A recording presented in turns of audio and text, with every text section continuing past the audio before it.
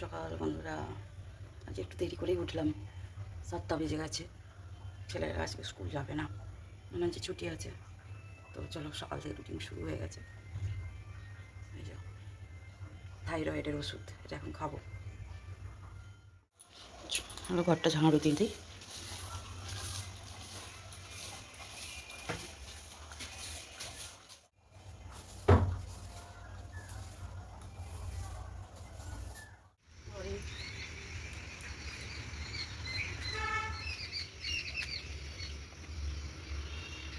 বন্ধুরা, তুলে নিয়েছি নিম পাতা।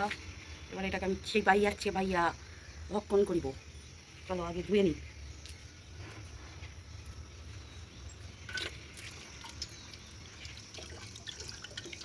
নিম কি করলি?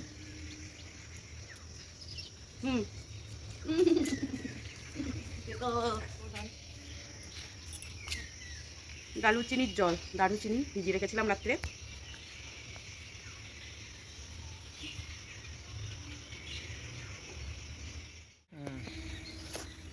কোনটা তুলবো খুঁজে পাই না। আমি দুটো তুলে পূর্ণ কামিয়ে নিই। হরে কৃষ্ণ হরে কৃষ্ণ হরে কৃষ্ণ হরে কৃষ্ণ হরে কৃষ্ণ।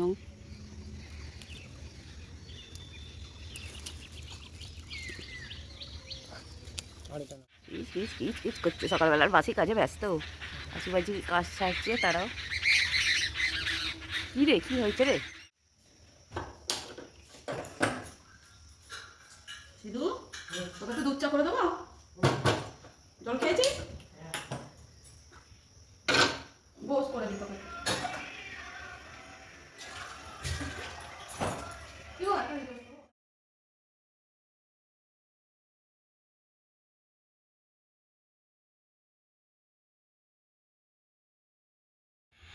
তো হ্যালো বন্ধুরা, তোমাদেরকে আরও একবার আমার নতুন আরও একটা ব্লগে অনেক অনেক স্বাগত জানাচ্ছি। তো দেখতেই পেলে অনেকটা সময় ছাদে কাটিয়ে ফুল তুললাম, তারপরে নিম পাতা খেলাম, এটা ওটা টুকিটাকি চা করার করে এই তোমার ছোটো ছেলেকে একটু দুধ চা করে দিচ্ছি। বড় ছেলে তো চা খায় না, আর আমরা পরে চা খাবো রচা করে। সকালবেলা হলো পুরীর মা এক কাপ চা বানাটা মেজাজ দিয়ে বসে খাই। এই সব না চা বানাও। তো বানিয়ে দিলেই হয়, শিখে গেলে কেউ করতে চায় না, যতক্ষণ পারে না একটা ইচ্ছা থাকে। এটা হচ্ছে হক কথা। আর বাকি তো বানাতে হবে বলে। তুই যেমন বলিস না, ঠিকই ঠিক আছে। ঠিক আছে। তো ওটাই বলছিলাম, প্রতিটা মেয়েরই আশা থাকে যে সকালবেলা উঠে অন্তত এক কাপ চাটা কেউ করে দেবে, একটু বসে বসে খাবো। তো সেই ভাগ্য তো সবার হয় না, তার মধ্যে আমিও আছি। তো যেটুকু যা করব করেই খেতে হয়। আমার মতো অনেকেই আছে, হয়তো 100-র মধ্যে 90টা মেয়েকেই নিজেরটা নিজে করেই খেতে হয়। তো যাই হোক, আলুর পরোটা করব বলে আসলে অপশান আছে কিছু ছিল না। তো ছোটো আলু ছিল, বড় বড় আলু শেষ হয়ে গেছিলো বলে। আর আমার ছেলেরা আলু ভাজা রুটিটা ভালোবাসে, তো আজকে ভাবলাম ছোটো আলুগুলোকে সেদ্ধ করে ওই আলুর পরোটা বলো কচুরি বলো বানিয়ে দেবো, ওরা আরাম করে খাবে। আমার আলু কা পরাঠা। এখানে আছে সিমুই।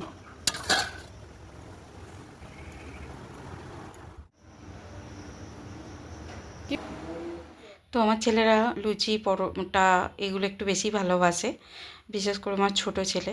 ও লুচি হোক পরোটা হোক ভালোভাবে খায়, আর বড় ছেলে ওর লুচিটা ভালোবাসে, আর এরকম একটু পরোটা হলেই তো ওর কথাই নেই। তো যাই হোক, আমি আমার শাশুড়ি মা ব্রেকফাস্ট করে নিলাম, আমি দই দিয়ে পরোটা খেলাম। আর তার আগে তো ছেলেরা খেয়ে নিয়েছে, আর বড় ছেলে খায়নি, ও দোকানে গেছে, বড়মশাই খেয়ে বেরিয়ে গেছে। আর আজকে মা বললো সবজিটা দিয়ে আমি কেটে দিই একটু। আসলে নিচে বসতে পারে না বলে আমি এখন সবজি কেটে একাই, মানে কেটে বেটে রেডি করে আমি রান্না করি। তো যেহেতু মা ওদিকে সবজিটা কাটছে বলে, আর আমি এদিকে দেখো ওই যে জানালাগুলো দেখতে পাচ্ছ যেগুলো আমি পরিষ্কার করছি, ওগুলো মানে রান্না করতে করতে 2-3বার আমি পরিষ্কার করি, মানে ওগুলো আমি ব্যবহার করি তো যাতে না অপরিষ্কার হয়ে থাকে। আর এদিকে দেখো খেয়ে দিয়ে এদের মস্তি বেড়ে গেছে, সেটাই দেখতে এলাম। তুই ওকে নড়াতে পারবি? আরও 4টে পরোটা খেয়ে আয়, আলু পরোটা আরও 4টে খেয়ে আয়। আপনি অর্ধেক তো ওরা যা করছে করুক, আমার তো আর ওখানে দাঁড়িয়ে থাকলে টাইম পাস করলে হবে না, এদিকে রান্নার কাজটাও এগোতে হবে।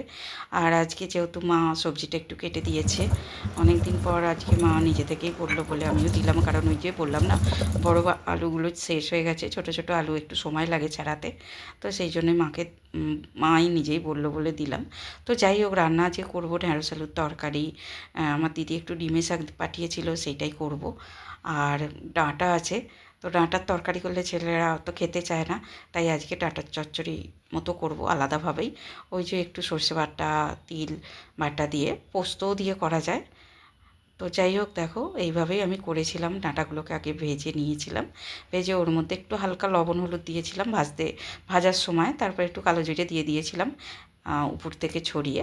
তারপরে ওতে বেটে রাখা কাঁচা লঙ্কা, তিল আর সর্ষে, বা তিল না থাকলে পোস্ত না থাকলে তিল, এটা অপশনাল।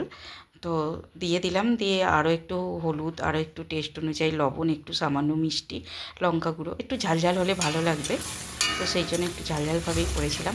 আর ডাঁটাগুলো সেদ্ধ হবে সেই পরিমাণ মতো জল দিতে হবে, তারপর ঢেকে দিলাম। আবার কি রেডি হয়ে গেল। এটা কিন্তু বেশ ভালো লাগে তরকারির থেকেও, মানে আলাদা পাতে শুধু বসে বসে খেতে বেশ ভালো লাগে। তো দেখো আমার ওই মধ্যে সব রান্না কমপ্লিট। তো বন্ধুরা দেখো আমার রান্নাবান্না কমপ্লিট। আজকে এখানে আছে দেখো আমরা দিয়ে ডাল, ঢ্যাঁড়স আলুর তরকারি, আর এখানে আছে ডিমে শাকের তরকারি আলু বেগুন বড়ি দিয়ে, আর এখানে আছে শুধু ডাঁটার চচ্চড়ি সর্ষে পোস্ত বাটা দিয়ে। তো এই হচ্ছে আজকে আমাদের মেনু, রান্না হয়ে গেছে, এখানে ভাতও হয়ে গেছে, আর এই তো গ্যাস পরিষ্কার করে ফেলেছি, এবার কটা বাসন আছে মেজে নেব।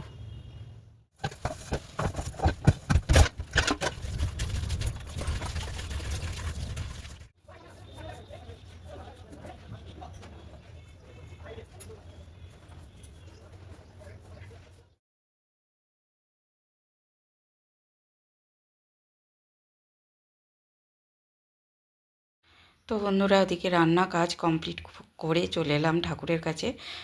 যেহেতু আসলে কি বলে এটাকে শিওরভাবে আমি জানি না, অম্বাবতী না অম্বুবচী, যাই হোক ওটা কেটে গেল, সেই জন্যই আর কি আমি আমাদের মদন মোহনকে একটু অভিষেক করিয়ে দিলাম। তো এতদিন তো করাতে ছিল না বলে করাইনি। পুজো করতে আছে, একমাত্র কৃষ্ণ ঠাকুর বাড়িতে থাকলে রাধাকৃষ্ণ পুজো করতে আছে, বাকি তো কোনো ঠাকুরের পুজো করতে নেই। করতে থাকলেও দূর থেকে সেবা তো দিতেই হবে, তাই না? ঠাকুরকে তো আর চুকিয়ে রাখা যায় না। তো অম্বুবাচী কেটে যাওয়ার পর একটু আলতা সিঁদুর পরতে হয়, কারণ এতদিন পরতে ছিল না, সেই জন্য আমি পুজো কমপ্লিট করে আলতা সিঁদুর পরে চলে এলাম ভাত খেতে। তো যাই হোক, ভিডিওটা এই পর্যন্তই রাখলাম, টাটা।